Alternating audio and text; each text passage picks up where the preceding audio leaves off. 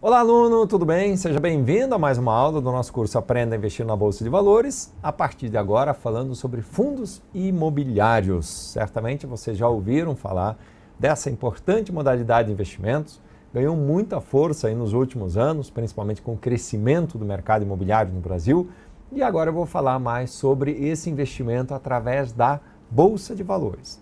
Então, na prática, através de um fundo imobiliário, você pode comprar imóveis através da bolsa, sabia?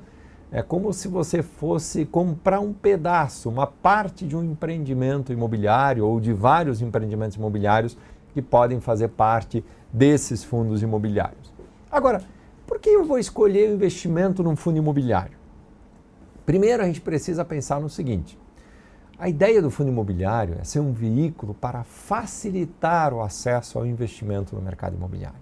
Então, sair daquele investimento convencional, tradicional, de compra de imóveis, né, para você se tornar um investidor de imóvel.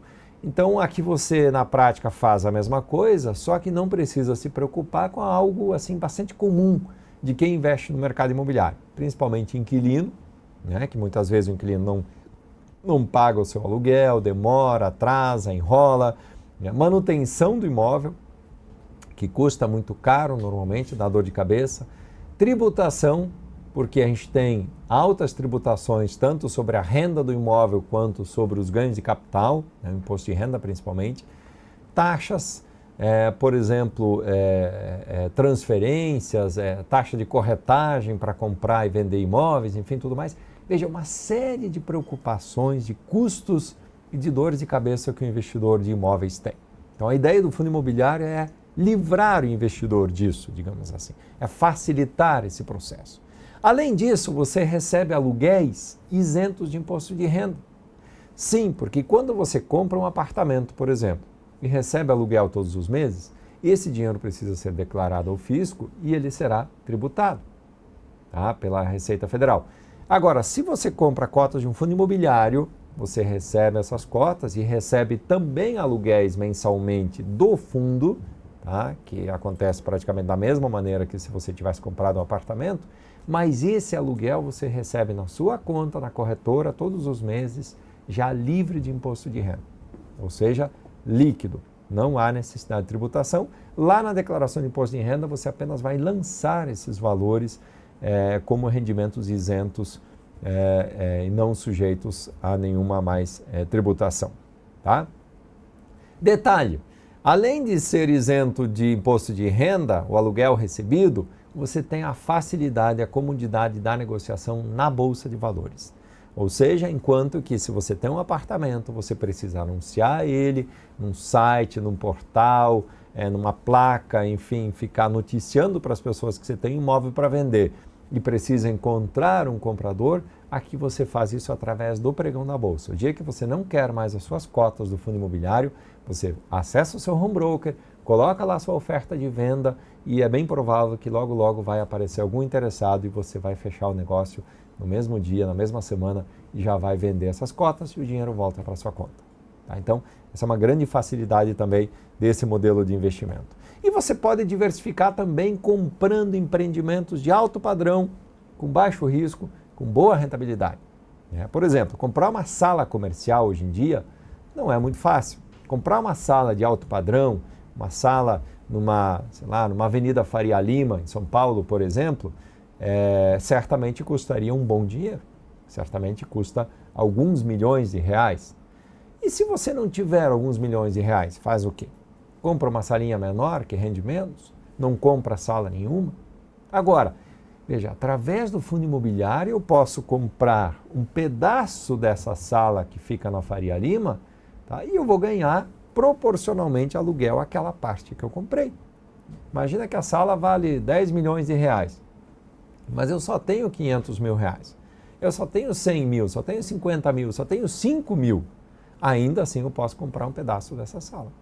Tá? Então, toda a renda que o fundo obtém através dos aluguéis, enfim, do que ele faz, essa renda é revertida para o investidor, né, para que ele, na proporção exatamente, aliás, das cotas que ele comprou, que isso entra com uma renda líquida para ele. Agora, Quais as perspectivas para o setor imobiliário no Brasil? Fala-se muito sobre isso, principalmente em função das altas recentes desse mercado, né? E algumas pessoas com uma certa preocupação em relação a esse mercado, outros acreditando que ainda há bastante espaço. Mas eu vou mostrar algumas evidências aqui que realmente esse mercado ainda em ascensão no Brasil e poderá continuar assim nos próximos anos. Claro que talvez não com a mesma velocidade, mas há espaço para crescimento. Primeiro, a taxa de crescimento da população brasileira. Tá? O Brasil ele tem uma taxa de crescimento bastante interessante. Em 2007, para você ter uma ideia, a gente tinha 60 milhões de lares, de casas, tá? E a estimativa que a gente tem em 2030, 95 milhões de habitações, né? De espaços, habitações e espaços empresariais. Então veja, só aí você já vê que há uma tendência ao crescimento, né? A população cresce e cada vez mais exige construções. Outra coisa que é interessante observar é que o Brasil tem uma parcela de jovens muito grande na sua população. A gente tem aí cerca de 50 milhões de pessoas que estão na faixa dos 15 aos 29 anos. Tá? São pessoas que, em tese, que vão casar, vão ter filhos, família e tal, tudo mais, que certamente vão precisar também da sua casa própria. Talvez hoje moram na casa dos pais, por exemplo, e vão querer a sua independência, o seu próprio lar. Há uma redução no número de pessoas por moradia, isso também é uma tendência que vem acontecendo, ou seja, em 2007, em cada residência no Brasil moravam cerca de 3,4 pessoas, né, por domicílio. A expectativa é que até 2030 esse número caia para 2,5 pessoas apenas. Tem muitas pessoas hoje em dia que moram sozinhas, né? Muitos casais que não têm filhos, ou pessoas que moram, né, apenas uma, duas, no máximo aí 3 pessoas por família. Outra coisa que é um bom sinal para esse mercado é a expansão da renda familiar. A renda no Brasil nos últimos anos cresceu bastante e isso é um sinalizador importante, né, de ganho de poder aquisitivo da população. E ganho de poder aquisitivo normalmente, digamos assim, provoca estímulos para que as pessoas pensem em bem-estar, pensem na sua segurança, da sua família e tal, tudo mais. E quando a gente pensa nisso, a gente pensa no imóvel. Então, quem não tem imóvel ainda quer comprar, quer ter o seu imóvel. Quem já tem, vai procurar melhorar, vai trocar por um imóvel melhor, de melhor padrão, melhor localizado, com mais metragem, enfim, as pessoas querem de fato aprimorar, né, e ter mais segurança e mais conforto. E outra perspectiva é a questão dos incentivos governamentais. Tá? Existem vários projetos aí, a Caixa Econômica historicamente financia o mercado imobiliário no Brasil, com taxas competitivas, com o uso do dinheiro do FGTS, mas outros programas como Minha Casa Minha Vida vieram para dar um empurrão nesse mercado. Então são recursos baratos, né, com taxas extremamente subsidiadas pelo governo federal e que também estimulam, principalmente nessa população de mais baixa renda, né, o crescimento do mercado imobiliário. Então veja que as perspectivas ainda são favoráveis para esse mercado e isso deve impulsionar ainda esse produto nos próximos anos. Agora, qual é a mecânica de distribuição de resultados? Se eu comprar cotas de um fundo imobiliário, como é que eu ganho? Veja, legalmente, um fundo de investimento imobiliário ele tem que distribuir pelo menos 95% dos lucros dele. Então, todo o dinheiro arrecadado, menos as despesas, claro, os custos que ele tem para manutenção, para administração do imóvel, mas 95% do dinheiro arrecadado, no mínimo, daí para mais, tem que ser distribuído, né, para os investidores. Normalmente essa distribuição é feita mensalmente. Então, a partir do momento que você compra cotas de um fundo imobiliário, todos os meses você recebe um crédito na sua conta, na corretora, do valor proporcional equivalente, né, ao que você tem direito naquele fundo. Então o investidor recebe esse dinheiro como se fosse um aluguel, como eu falei, e a valorização do imóvel corresponde à valorização da cota. Eu comprei cotas desse prédio aqui, desse empreendimento. O que eu vou ganhar? Aluguel todos os meses na minha conta. Ah, mas a região valorizou, o prédio se valorizou. O que eu vou ganhar? Valorização dessa cota. Comprei a cota R$100, hoje ela vale, sei lá, 120. Ganhei 20%.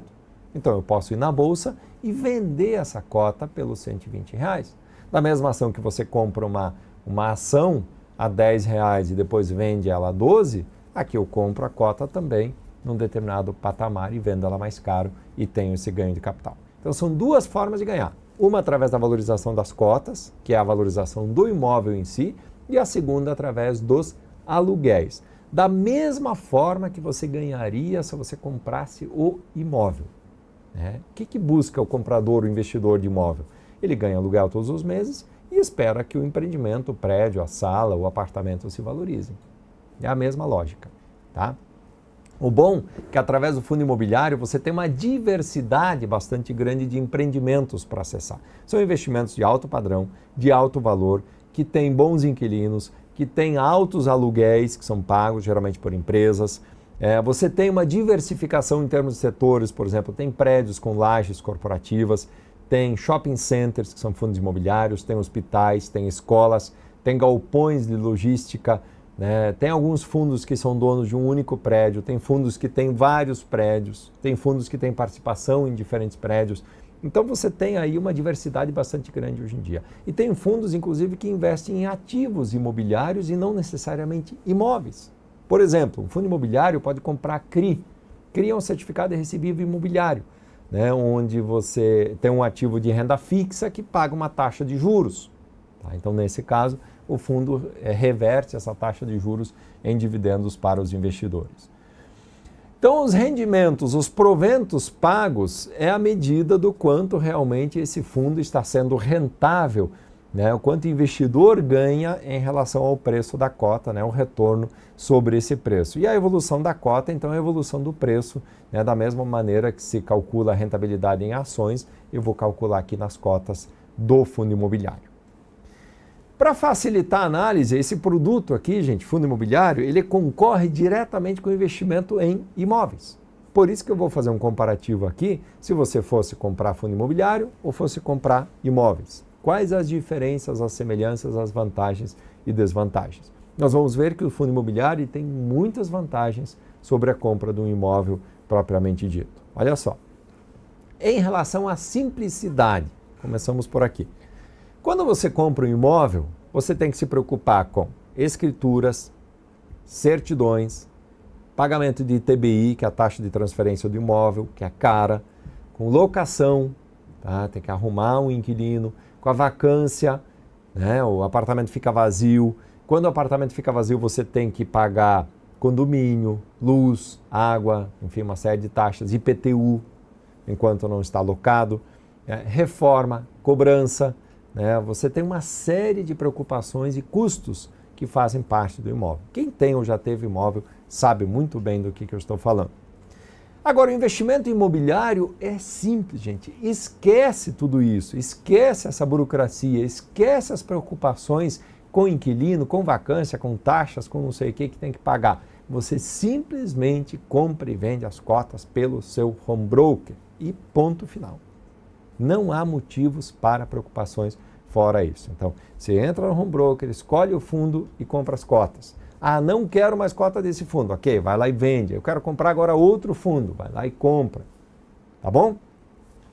Em relação à liquidez, vender rapidamente um imóvel não é fácil, né? Seja um apartamento, seja uma sala, seja uma casa, seja um galpão, qualquer imóvel que você queira vender normalmente demanda tempo. Principalmente para vender por um preço justo, por um preço de mercado.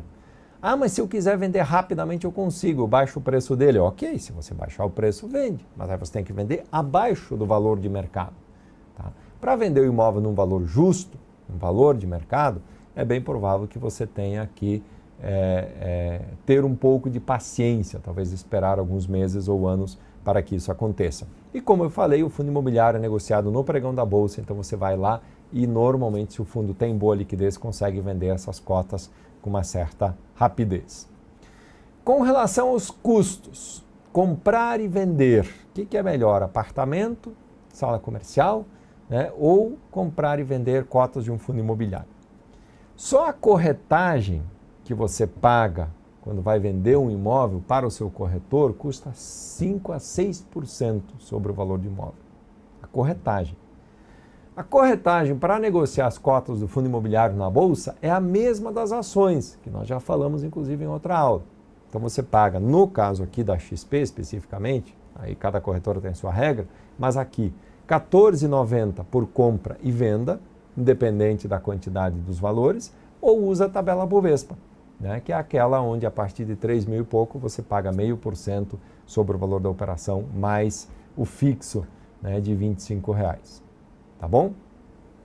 Fracionamento de investimento. Veja, eu tenho um apartamento que vale R$ 1 milhão, mas eu estou precisando de 100 mil nesse momento. Eu consigo vender um quarto, uma sala, o banheiro do apartamento? Não dá, né? Não consigo fracionar. Então, ou eu vendo todo imóvel, ou eu não vendo, ou eu fico sem os 100 mil, ou eu vou lá e faço um empréstimo. Tá? Veja, o fundo imobiliário pode ser fracionado. Como ele é todo distribuído em cotas, eu comprei 1 milhão em cotas de um fundo, quero vender 100 mil. Beleza, você vai lá no pregão da bolsa, vende 100 mil, ficou com 900.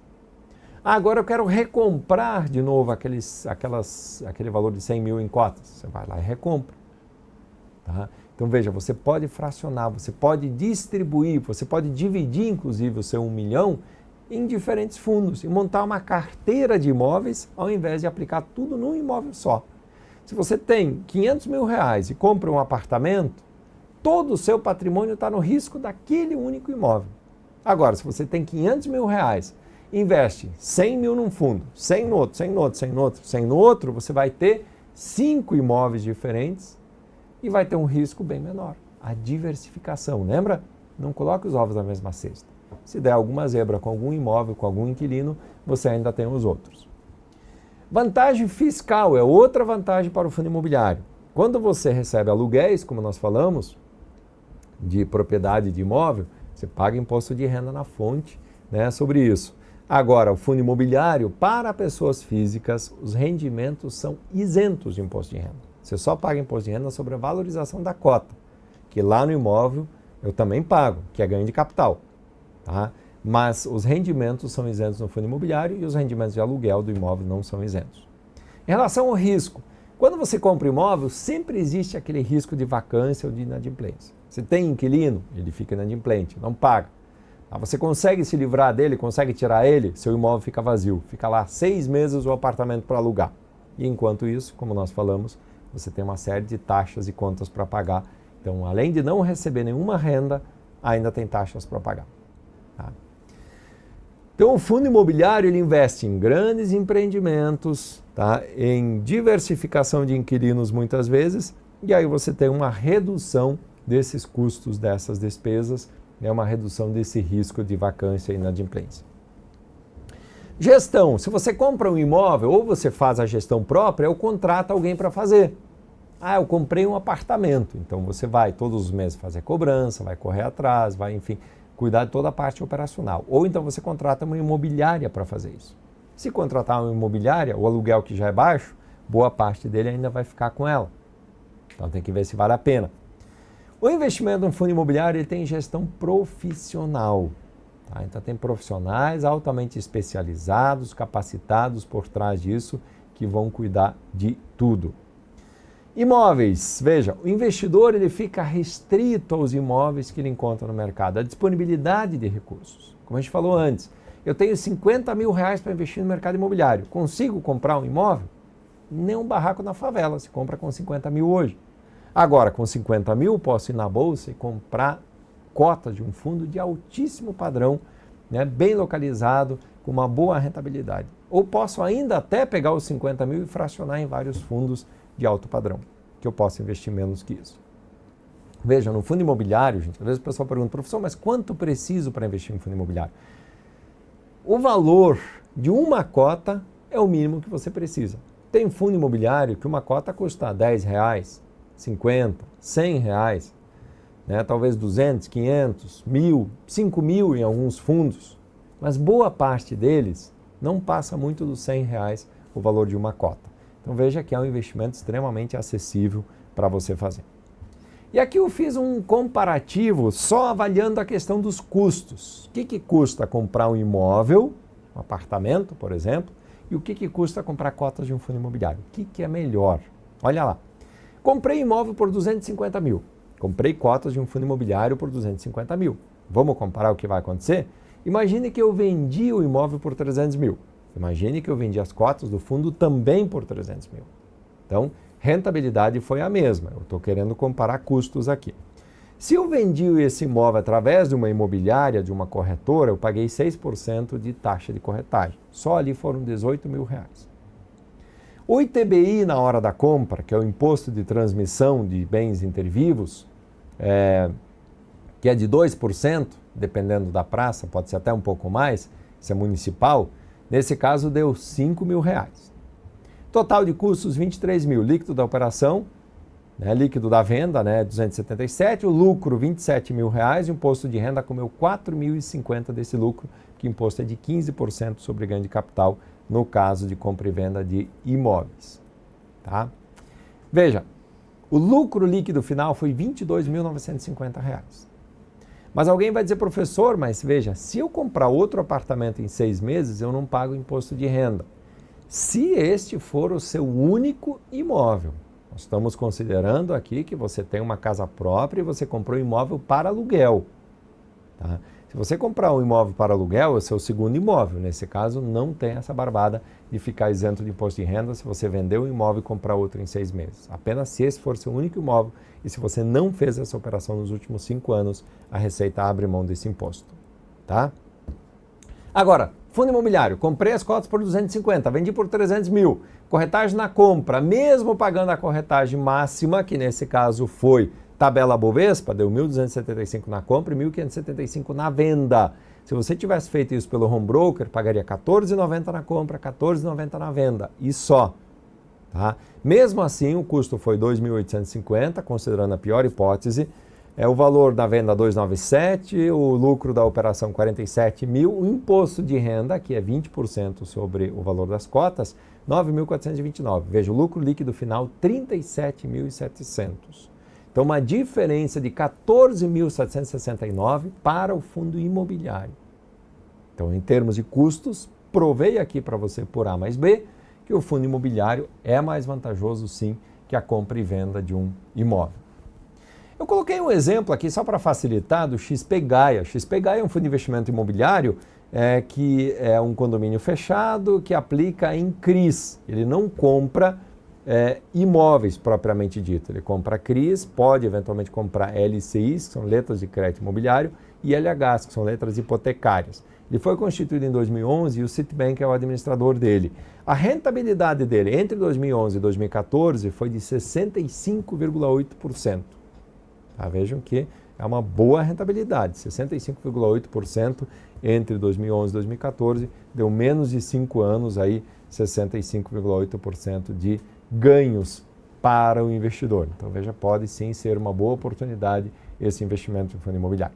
Fundo imobiliário, gente, em primeiro lugar, ele é uma boa alternativa para quem gosta de investimento em imóveis, tá? Como a gente falou, para desburocratizar, para facilitar, para reduzir custos, para reduzir preocupações, dores de cabeça com a compra de imóvel. Então, é um produto bastante adequado para esse perfil de investidor. É um produto bastante adequado para quem quer longo prazo. Tá? Não adianta querer ficar especulando em fundo imobiliário. A ideia é que você compre boas cotas de bons fundos, conte com a valorização no longo prazo e conte com bons aluguéis que serão creditados na sua conta. E outra, ele é um bom produto para aqueles investidores que querem diversificar. Aquela velha lógica para você não colocar só em renda fixa, só em renda variável. Coloque uma parte do seu dinheiro em renda fixa, uma parte do seu dinheiro em ações, uma parte do seu dinheiro no fundo imobiliário. Eu acho que cabe em qualquer uma das carteiras. Um pouco mais, um pouco menos, mas sempre é uma boa alternativa de investimento o fundo imobiliário. Tá ok? Espero que você tenha gostado desse produto, se interesse em saber mais, busque, vá atrás de informações, fale com seu assessor de investimentos, que com certeza, como eu falei, sempre cabe nas carteiras, sempre é uma boa alternativa e precisa ser considerada na hora de fazer uma montagem de uma boa carteira de investimentos. Tá bom? Obrigado pela sua audiência.